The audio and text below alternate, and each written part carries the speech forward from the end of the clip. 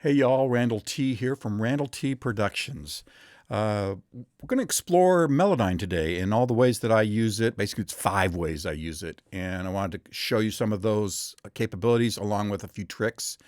It's a fast tool. It's a powerful tool. I use it on every vocal production I do, and I cannot live without it anymore. So let's dive right in and talk about what we're going to talk about. First of all, the question I get asked first is, which version should I get of Melodyne? And there's 4 versions. They, of course, get more expensive as you climb the ladder, and they get more features and capabilities as you climb the ladder. Some of the features that I found that were going to be important to me was first the in-depth editing, which adds an extended set of tools for editing that I felt were going to be necessary. So that was important, but that is available in several of the versions, just not in the Essential, which is the entry-level first version. But the real kicker was the multi-tracking capability, which allows you to take vocal parts into Melodyne all at the same time and edit them all at the same time, see them all at the same time. It's the only way to go, and I'm so glad I made that investment into the studio version to have that capability. So we're going to look at today 5 things, basically pitch correction, timing and alignment, volume correction, copying audio from one part of the song to another part of the song. That's a feature that's not really obvious, but it's simple. And then also creating harmonies, which is, again, another thing I get asked about a lot. But there's not really a button that says create a harmony. However, it's not that hard, and it sounds great, and it's very usable. So let's take a look at all those things. First, let's get things set up. So when you get your audio, of course, from your singers, usually they come in the form of stems. And a stem, of course, is an audio track for each of the parts that usually starts at the beginning, goes all the way to the end, much like my guide track does here. But the first thing I do is I go and I clean it up. I get rid of stuff in between. Our singer today is the very talented singer out of Australia. His name is Josh King. I'm very excited to be working with him. It's one of my first times I've got a chance to work with Josh on a track, and oh my gosh, he's so talented. So he sent me some tracks, and the first thing I did was clean some stuff up. One of the reasons I cleaned it up was because in one of the little pockets here, he's doing like a lot of us, where he is recording from a home studio, and a truck drove by right during a blank spot, and I could hear it quite clearly. So cleaning up things like that is a good idea. I usually trim up, of course, the beginnings and the ends of these little cut up pieces with fades so that you don't have any clicking. And then the other thing is I just like cutting it up like this so I can just kind of see the phrasing and see what's going on with all the vocal tracks. It's just something I like doing. The next thing we're going to do is load the audio into Melodyne. Now, I talked about being able to put all the audio into one session of Melodyne.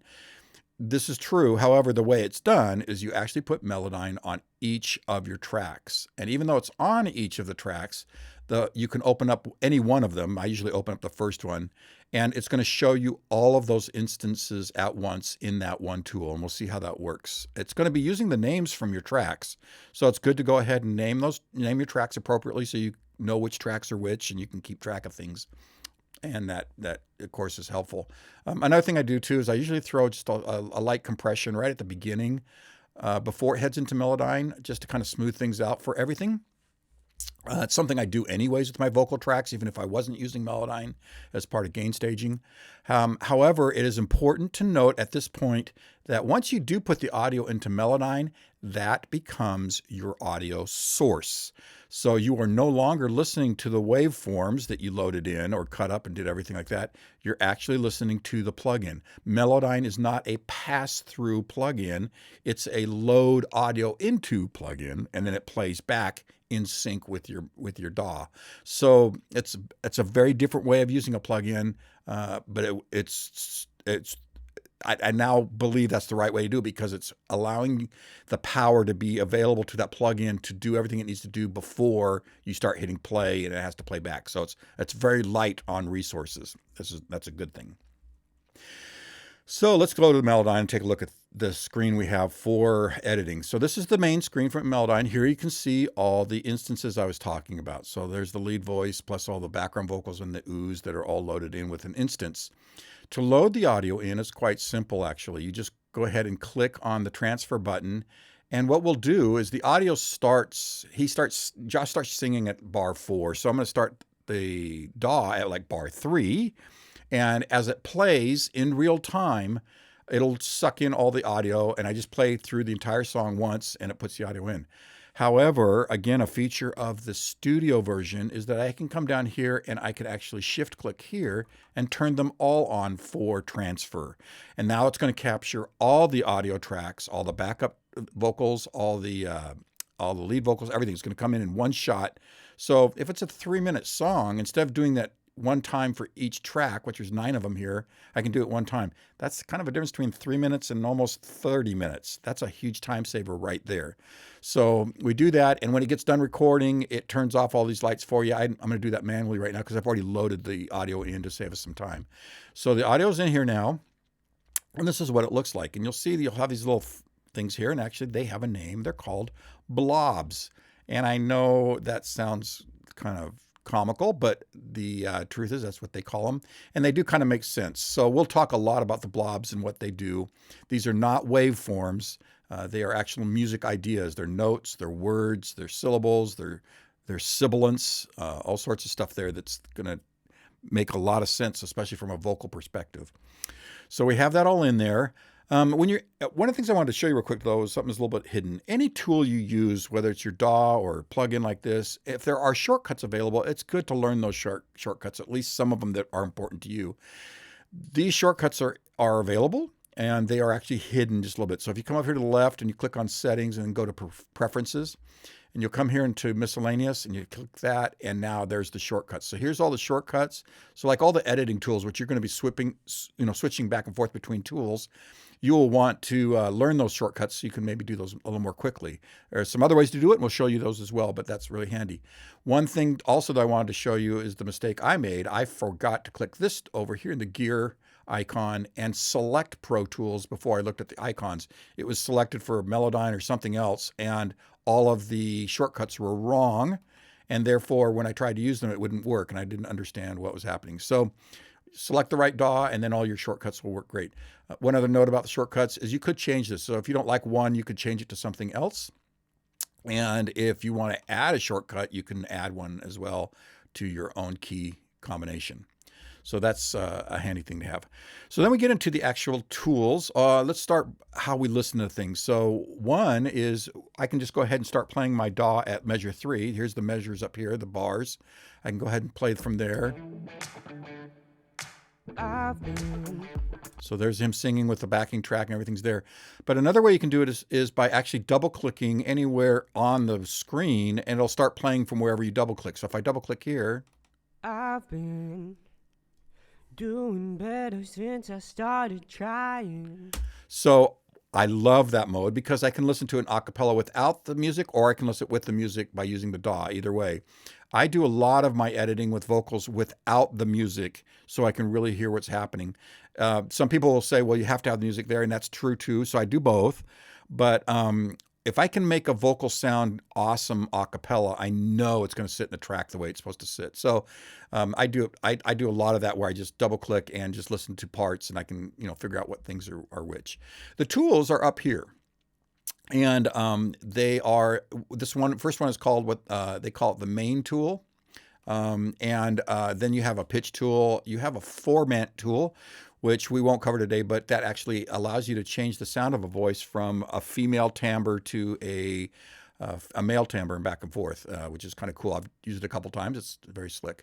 An amplitude tool, and then the time tool, and then the note separation tool. We're going to be using all of those except for that one I mentioned, the format. So we're using 5 of the 6 today.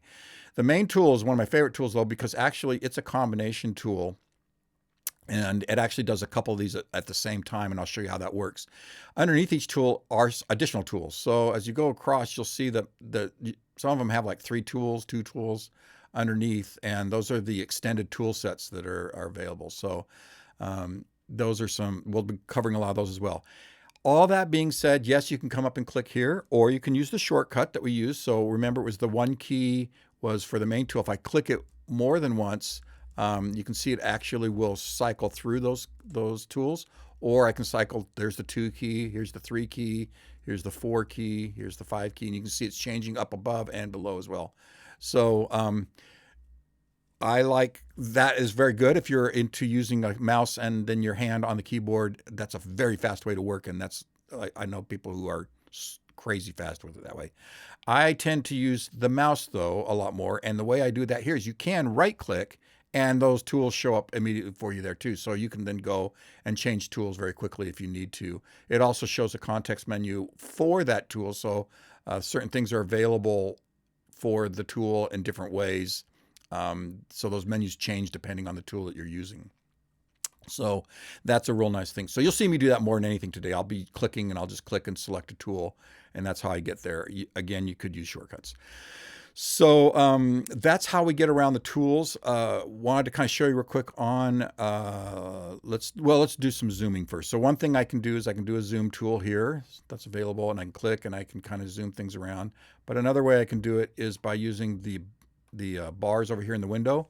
I can go up and down, and I can also use the ends of it to actually make things bigger or smaller. So I tend to do this most. I don't know why I gravitate here, but I do. So I tend to move things around that way. And it works great. That main tool that we talked about, I want to just kind of show you real quickly what that's kind of about. So when you click on a blob, it turns red, and this means I can edit it. But you can see here that the main tool actually changes. So it's got the main arrow, which means I can actually click on it and I can drag that blob to different places in different ways. The next one is like there's a left side and a right side arrow that actually allow me to drag and move the beginning or end of the note and make it longer or shorter. So that's another thing. Then the last tool is available in the main tool. Again, these are all just kind of depending on where you're hovering on the blob, is the separation tool, which allows me to turn one single blob into more than one blob. So I can double click it and it instantly becomes a second blob, and we'll show you why that can be really handy. The Apple Z or Control Z Command Z is the word I was looking for, is a way you can actually undo stuff. So when you do make changes and you bring something else, you can always do Command Z and it'll take it back to where it was. One other little, let's see, there's a visual thing here where you can showing different parts of the stuff. I just have it all checked, and including even one that I just recently found that was highlighting notes during playback. So it actually, as the scroller goes across, it will highlight the note that you're listening to. And I find that to be handy. One more visual cue is good. So that is the interface basics and how it all works. I think one last thing would be that down here in the bottom and up here at the top kind of gives you visual cues of where notes are hanging out. So when you move the slider there, all of a sudden the slider's on top of those little marks, and now that means there's notes there. Same thing down here at the bottom. If you go to here where there's no marks, then there's no notes. And so that's terribly handy. I forgot to show earlier, and this is an important point, so let's cover it real quick. Up here with these blobs, up here it allows me to see which blobs are active and which ones are not. So if I turn this off, everything goes away. For this track, if I say, show me that one, that's great. If I click here, it'll show me the other, the other stacked part. Here's another stacked part. If I wanted to see both of them at the same time, I shift click those. And the gold tells me I can edit them. So in this case where there's two parts showing, I just selected two parts. That's great. I can select the silver one. The silver one's handy because that actually is going to show me the part, but it's not going to edit the part. So here's the original vocal, the lead vocal. I can do anything I want with it, but I can't actually edit it, but I can hear it. I see it now. So that's that, and then I can add another part on top of it. I see it now. And we're only hearing the two parts there, and if I add one more with shift clicking here, I hear all three. I see it now. Okay, so that's how that works with being able to hear things when you have multiple tracks highlighted. So gold is editing, silver is just monitoring and referencing.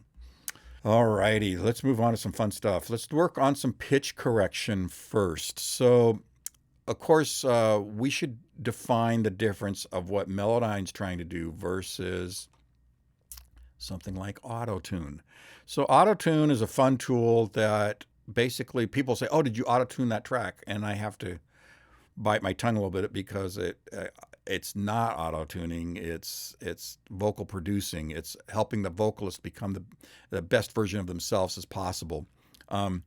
So auto tuning just basically says, well, here's the scale. Make sure no note ever is heard that's not on that's only in that scale. And so that's a real important differentiation, right? That we want to be able to have this sound more musical, more human, less robotic, less mechanical. Not that there's anything wrong with that. It's just it's a special effect, and that's not what we're going for here. We're trying to make things sound just great and polished. So let's look about how we can do that. So one thing I mentioned is that we have these blobs, and I can take the blob and I can move it around. But let's look at the blob in detail just a little bit. So as we're looking at this, we can see that there's this line going up to the blob. And what that line is telling me, actually, that is the path of the note through all the different notes. And if we look over here on the left, we can see that's a G, or if you know the keyboard, that's a G on a piano, and it's going all the way up to a B. So what's happening here is Josh is singing here from the G and going up to the B, and it's basically a scoop or a slur, and it sounds great. So if we listen to it, Trying. he's just doing a quick swoop into that. It sounds great. But what's nice about this is if I move that note, this is where it's kind of different than just like maybe auto tuning or whatever. As I move that note, it actually will take everything with it. So the scoop comes with it and everything. That whole performance of that note comes with the with the note as I move it around. So that's one of the big differences in why this sounds so natural and so great. We talked about the cutting part of it, and if I double click this and make it into two pieces, you can see that I can actually manipulate the note in different ways. And depending on where you cut it, will do different, do different things. So I probably, if I would have cut it, if you say that this is the middle of the note, because it's halfway up and down, it's right in the middle of the B note. If I'd cut it right there, you would see that all of a sudden there's this part down here. And what that's telling me is like, that's the slur that's going up, and I can actually move that, and the other part of the note stays put, right? So I can move that around like this and make the slur longer, or I can make it much shorter. Okay, so those are some of the ways that we can do some fun things with that. To correct notes is pretty fast and easy. So you're kind of noticing probably that, he's singing pretty much right on the note already. Josh is a phenomenal singer, but he also warned me that he did a little bit of a melodyning of the track before he sent it to me. So what he probably did is he probably grabbed all the notes together, or even Control All or Command All. And when you do that, you can actually basically correct all the notes at one time. You kind of saw some of them hop around just a little bit. And that's a real fast way to kind of get things done. You want to be careful though, and this is a point I will make a couple times probably during this video, is that you want to use your ears. Don't trust what you see. Just because it's right on the note doesn't mean necessarily it's the right note. And the reason that can be is, as you can see, like here's an example of it right here. As he comes up into the note, he actually goes just a bit sharp on the note and comes back down. And you might say, well, visually, that can't be right. That's the wrong note. And you'll be tempted to fix it when actually it's fine. That's just called being human. And it's actually part of his stylization, and it's not something that needs to be corrected necessarily. So don't go with just what you see. Use your ears.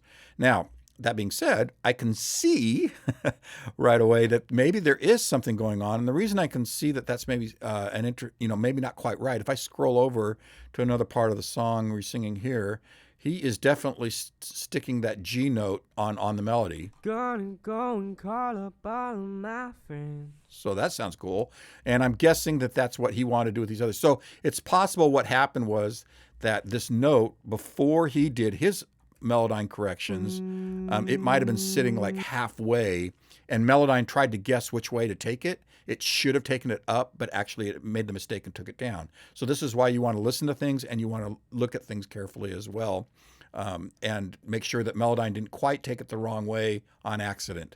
To take it the right way, though, we could just double click it, and that will bounce it right into a note. And if that's not the right note, then we can just drag it up to where it needs to be. So these two probably want to come up into that G note instead of being on the F sharp. Doing better since I started trying. So that sounds great. So that would have been a fix I would have made for that and had it sound wonderful.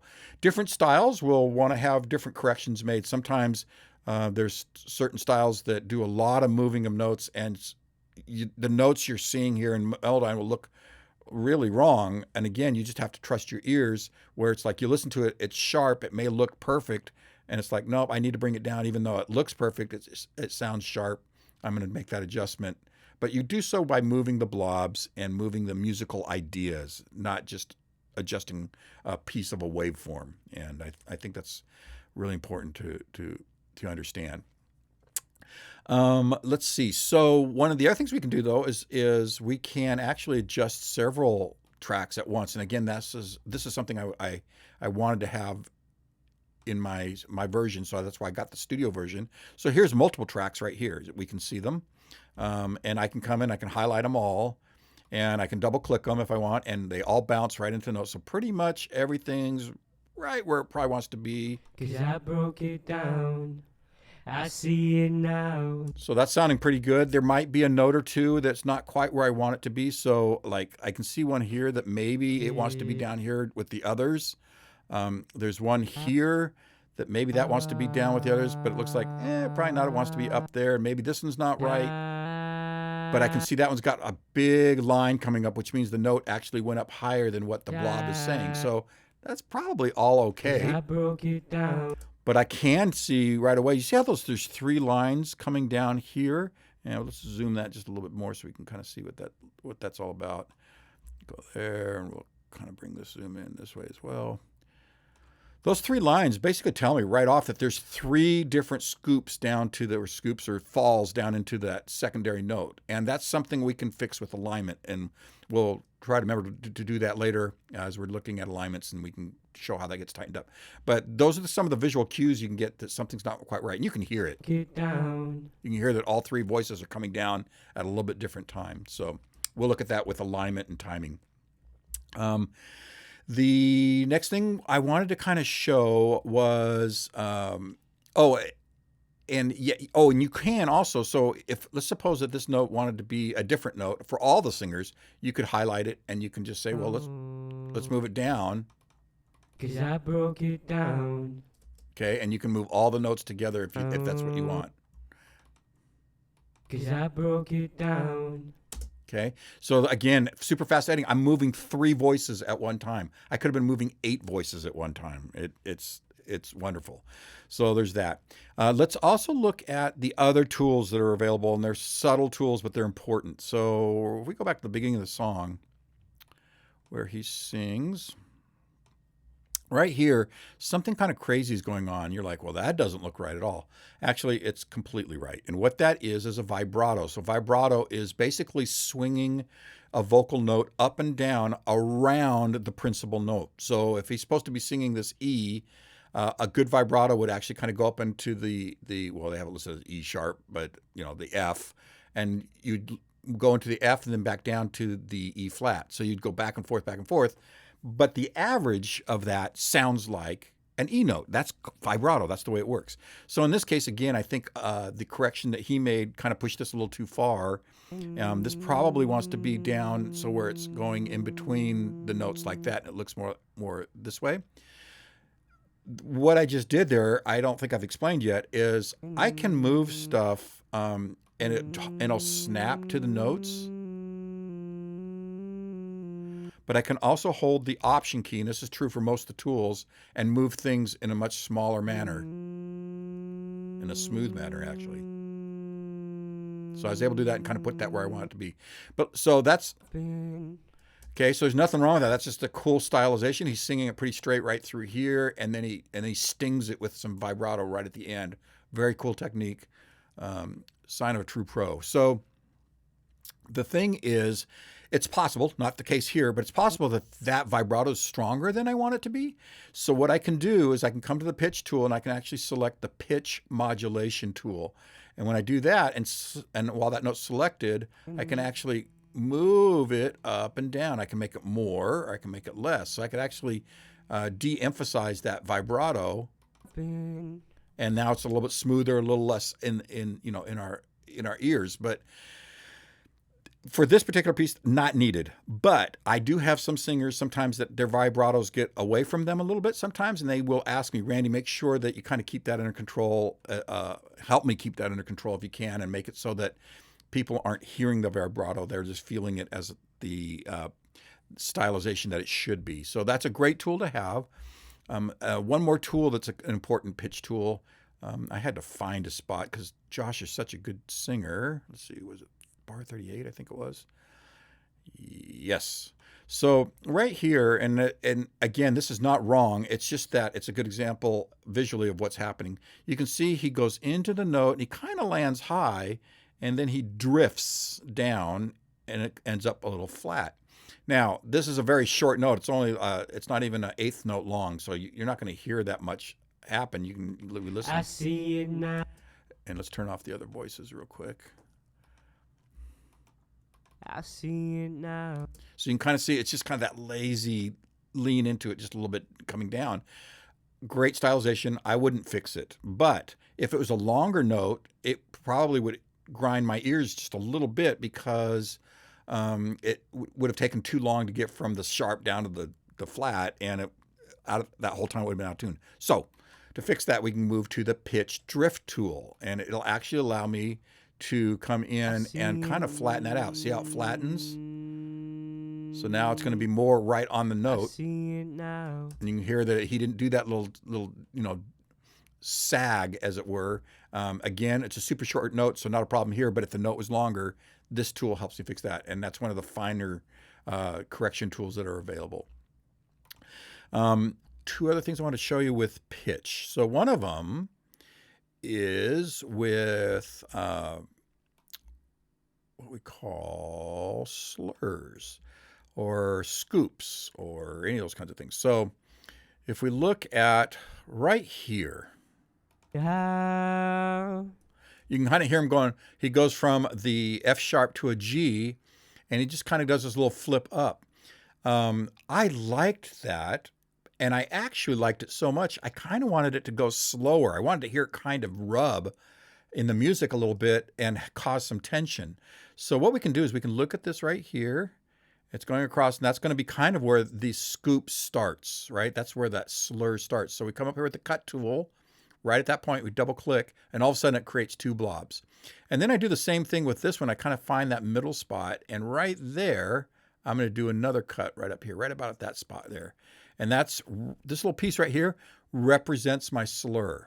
Okay, so it's like the note, and then it slurs up, and then the note finishes off here. And then to fix it and make it longer like I want, I can actually come here and I can say, well, I'm going to hold the Option key. I'm going to stretch that out just a little bit. And over here, I'm going to stretch it the other way. And all of a sudden, I've turned that slur into a much longer piece. And you can hear it just goes nice and smooth right on up. And he has other harmony or other stacks of vocals doing exactly the same thing. They're all doing them at different times. So I need to kind of tighten those up together. But that's how you can do a slur for those kinds of things. There's another kind of slur, too, that's important to know how the tool works, because it pops up at you every once in a while. You're like, what the heck is that? So if I come in here and first thing I want to do is go ahead and select the pitch tool. And then you can see there's this little gold line that kind of appears here. It appears over here as well. That's the natural slur from the note before to the next note. And I can change that. So if I have that tool selected and I can see that gold, you can see it goes from being the regular pitch tool right there. As I go up, it flips to this really squiggly tool. And as I click it and I move it, I can make it go straight up and down, which means that the note's going to transition very quickly, much like an auto tune. I see it now. You can hear it going straight down to the note.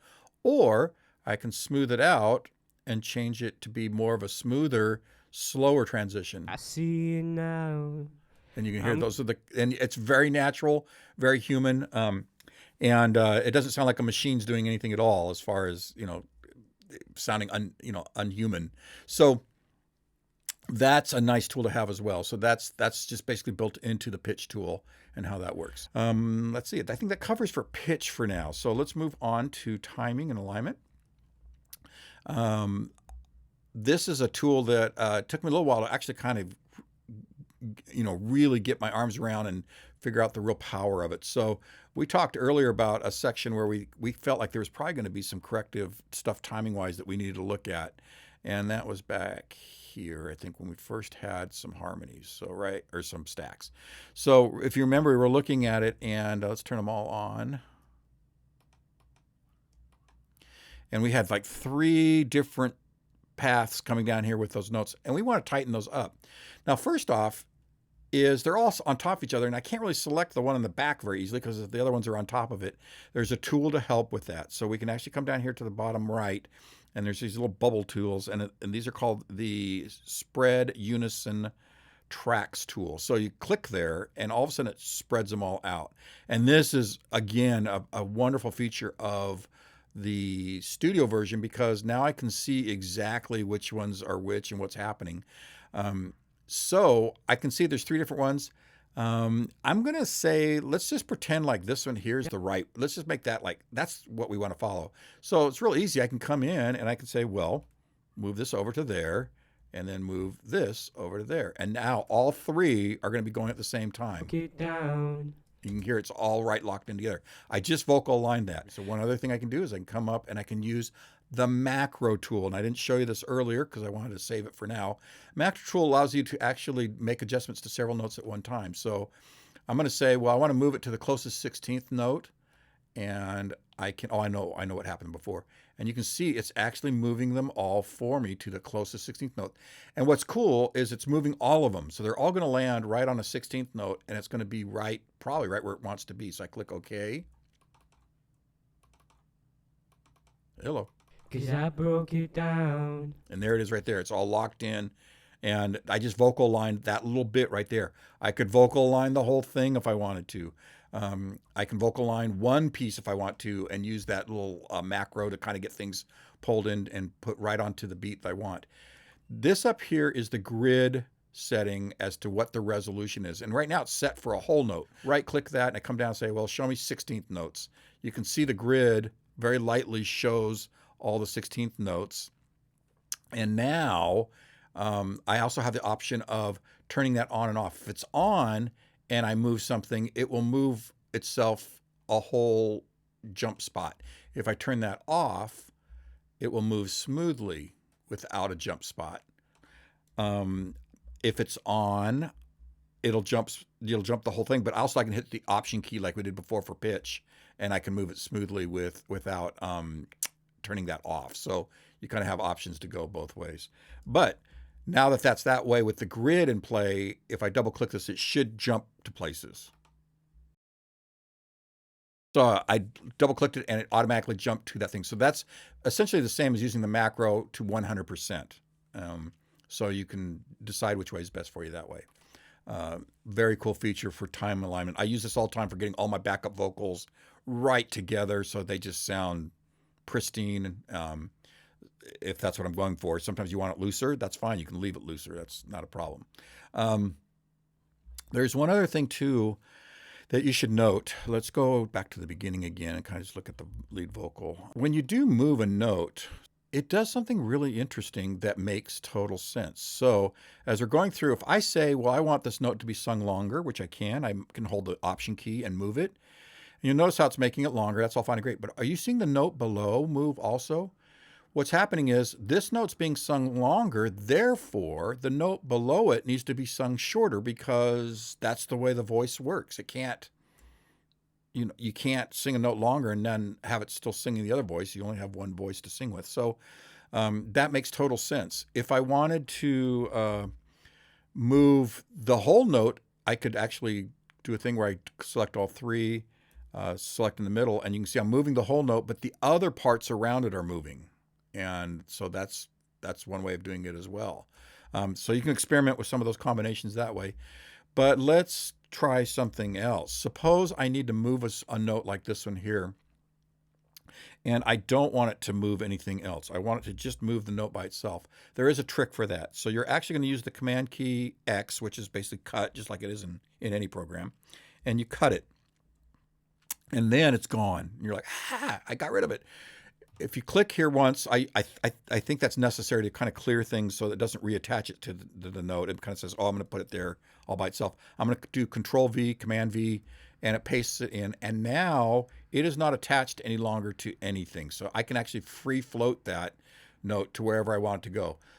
It would be weird to put it right here because you'd hear that note and this note start right after it. And that maybe is not what you want usually, but you never know. There's some things that you need to do and you need to move it around and keep the length exactly the same and the ones before and after it exactly the same.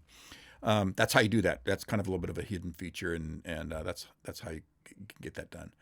Great, that takes it for timing. Let's look at volume correction.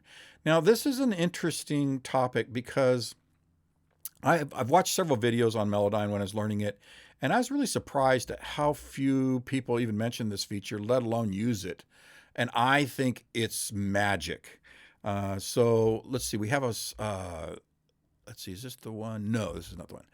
Over here, Josh does a cool thing. So here he sings this line. Of all the things in my head. He sings down to that E note. But on the last time, he decided, as part of his melody writing, which he's really good at, he decided to take it down to the D instead. Gonna go and call up all of my friends. And so I love that. And when I first heard it, I went, yes, that's magic.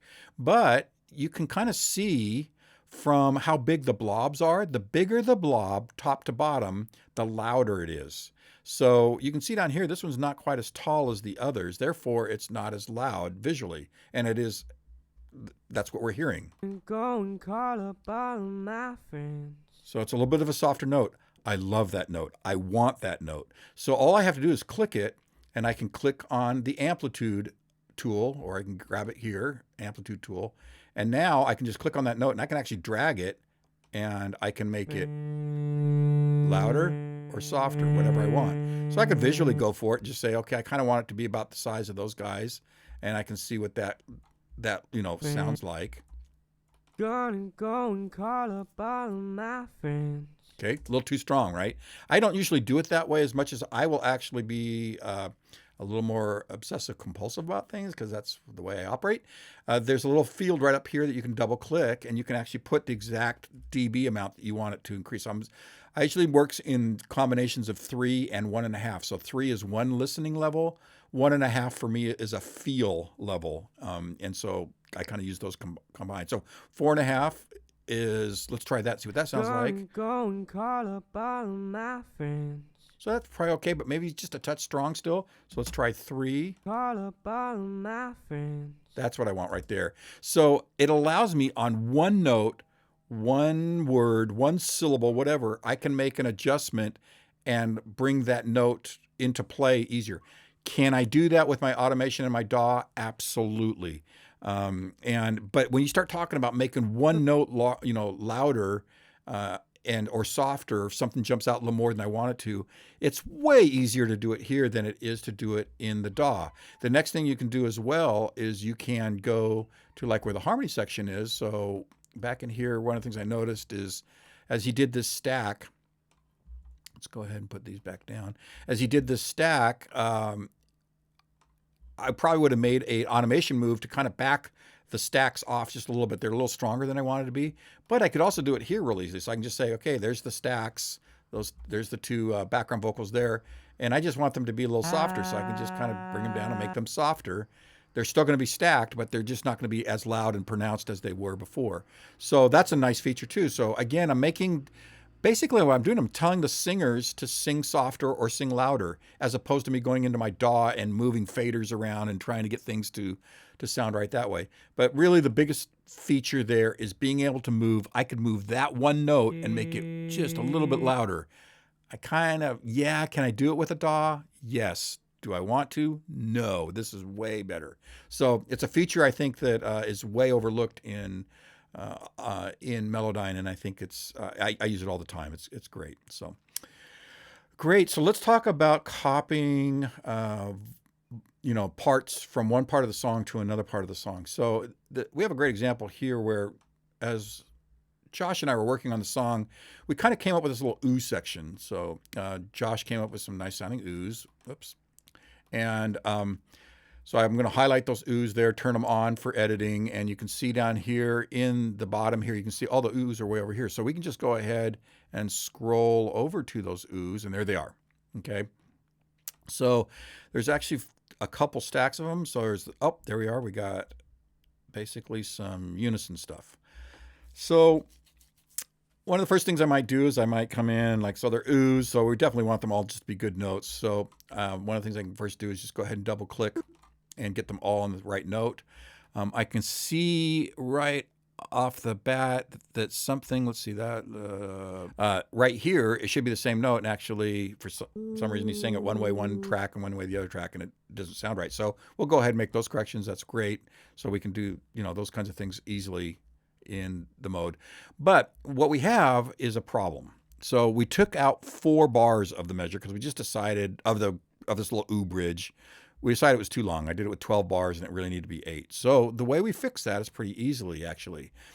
We come in, now remember, it's all the audio is sitting in Melodyne. So me going back to here on the, going back to the waveforms and trimming stuff out, that's how I got rid of the extra music, but it's not going to work for the vocals because it's already in here. I could redo it, but I've already spent time cleaning it up. And this was a much later decision kind of thing, so I don't want to have to redo stuff. So we're just going to get rid of stuff. So I just come in here and I select all these 4 bars, 1, 2, 3, 4, and I delete them. Bam, they're gone. There's a little breath or an S or something right there, so I can get rid of that. So we want to do that. And then I take the rest of it, and he's only doing, this is the only section he does oohs. So I'm just going to do a select all with the Apple A or Command A. And now I can move these. Now, right now the grid is set for 16ths. So if I moved them, they would move in 16ths.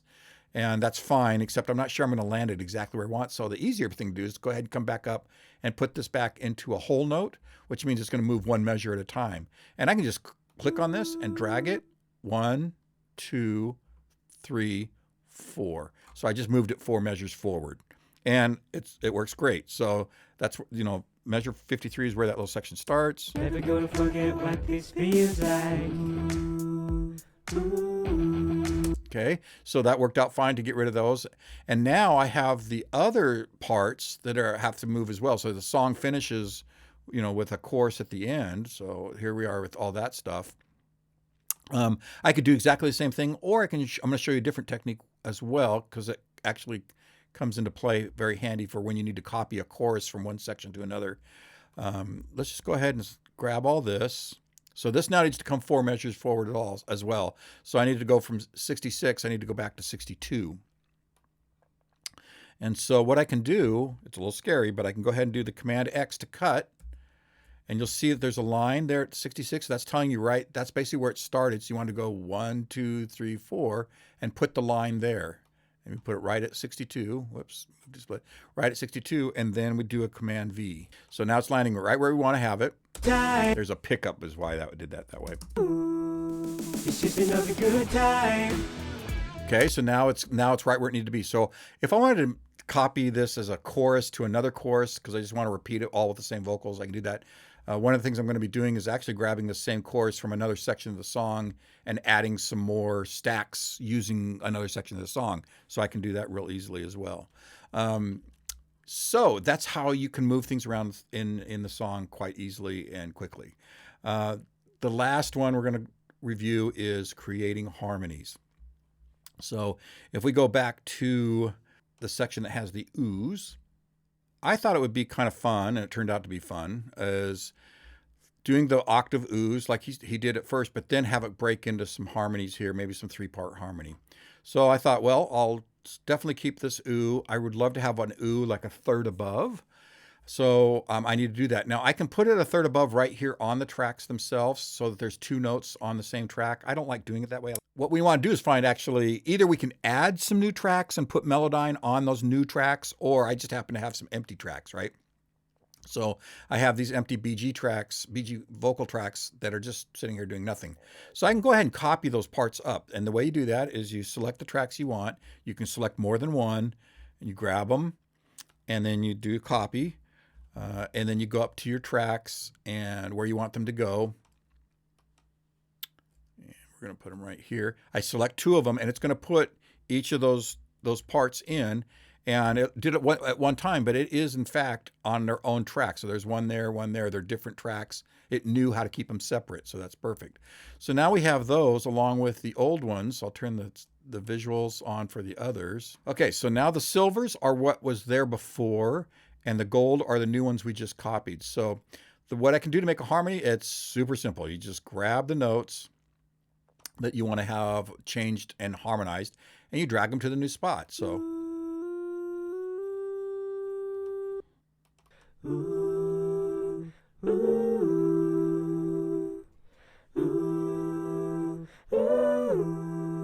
Okay, so now we have harmony parts, and that sounds pretty good. If we listen to it with the track,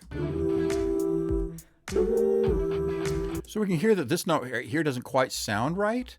It's a little flat actually, and so we know what the chord is and everything. And if we wanted to figure it out from a theoretical standpoint, we'd know that actually wants to be up there, and that's going to sound way better.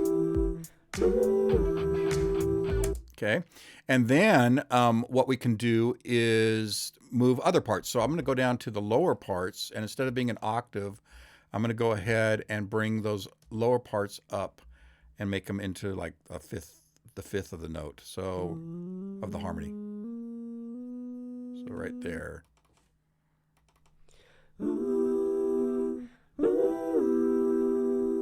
Okay. Oh, but the chord changed right there. So this harmony all of a sudden doesn't work. The other one seemed to work okay, so it's probably one of this lower one we just moved. Let's see if that works. Oh, that sounds pretty good. Yep, that works fine. And then we're going to make some more harmonies over here. So we bring these guys up.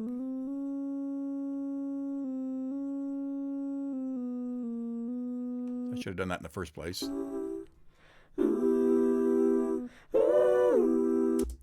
And if we play it.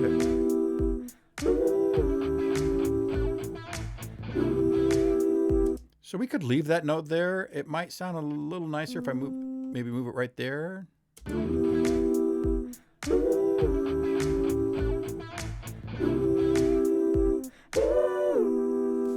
Okay, so there we go. We just made a 3-part harmony out of a couple tracks, and it'll work great in the mix. One of the things that's interesting is as you do this, you'll hear the term we use is artifacts, a little bit of that makes it sound just a little bit manufactured. But however, when you get it into the mix, the ears do wonderful things to smooth that over. So you'll be very hard pressed to tell that was manufactured harmonies as opposed to having Josh actually sing those harmonies.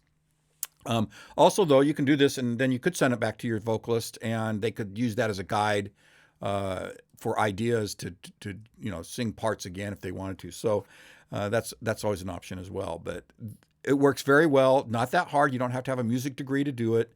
You just kind of move things around. It allows you to experiment and have some fun. And you can land things and some really, come up with some harmonies that maybe you would have never really tried if you were actually just singing. So it's a really creative tool that way. And I use that again a lot. So then we're kind of done with everything. I should point out one thing though, as we finish up. When you're done with everything, you have a choice. So you've got everything in Melodyne now, and you can leave it in Melodyne and just coming right out of the plugin. So everything's, you can see it looks just like it's just normal, and there all it is. Or you can do a commit, which is basically saying, hey, I'm going to put this audio and take it out of Melodyne and put it on the track directly. So you can, there's a couple different ways of doing that. You can come down here and say commit, and that's going to create essentially a new stem, load it onto a track, and go from there. I have a pretty powerful computer, not the most powerful, but pretty powerful, and I usually don't do that. And the reason I don't is because I am editing vocal things right up to the very end, and so I like to have that flexibility. If I'm running out of power, though, I will go ahead and do the commits and save a little bit of processing power. Again, one of the nice things about Melodyne, though, is it's not trying to do this stuff in real time. When you make these changes, it's already modified the audio. Everything's already kind of ready to go, and it's just kind of playing back. So I consider it a lightweight plugin. So it shouldn't be too bad that way, but you'll never know. It just depends on your computer and what kind of power you have. So you might have to commit. But if you did commit and you wanted to make a change, then you got to go back and open up that that Melodyne that probably was hidden and deactivated and reactivate it, and then make changes, do a recommit, and go from there. So that's kind of the option you have for that. So that covers all the fun of Melodyne. I hope that was helpful, and I hope it inspires you to go out and try some things with Melodyne. Allows you to kind of figure out what version of Melodyne you want to try if you're interested in that. But I cannot emphasize enough how powerful this tool is and how well it works. I'm very, very pleased with it. It's one of my better investments I've ever made for plugins. So I hope you enjoyed that. I hope it worked out well for you. And now it's time to go out and make some magic. So go do it.